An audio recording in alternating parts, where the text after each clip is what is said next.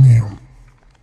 Ja ainuke, kes üldse võtta seda mees sellisel nagu on, seda on sõjaväekomisjon, eks ju, meie, kes me oleme sellised armsalt seda rahvast natuke puhastama, liiga palju ülerahvastatus läbi sõdade, siis need sõjaväekomisjonid hea meelega võtavad iga mehe sellisel nagu nad on vastu, eks ju, kahurilihaks, see oli naljakoht.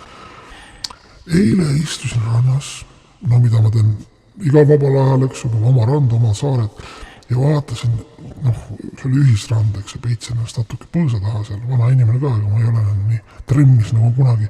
Ja vaatasin naisi ja järsku käis kõva latakas, selline päiksepiste ja umbes täitsa pildituks, eks ju.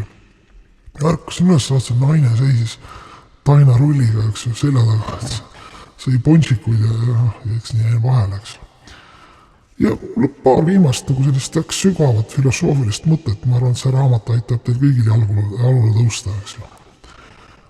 Oma pangaarvet suurendada ja kõike seda ilu ja headust, mida ma esindan nii kehaliselt, siseselt, väliselt, kõik, eks ju.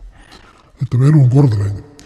Pingviinil on tiivad mitte selleks, et lennata, vaid nad lihtsalt on need tiivad, eks ju.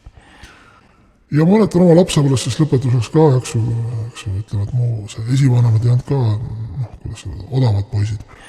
Ja nägin, kui olin ka juba lapse ja nii, vaatasin vanaisal pappi, kõik on juba, et silme peale ja vaata, vanaisa puhus tordilt 90 küünalt, nii et silm ka pilkud ja kõik me lapsed ja lapselapsed saame aru, et see testament ja see korter ja see kinnisvara ei vabane niipea.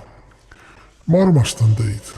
Lõpetan selle lihtsa lausega oma raamatuga. Ostke mu raamatut ja kui te ei osta, siis see raamat tuuakse teile ikka ukse taha ja te peate ostma, eks, kui te tahate edu ja läbilöömist.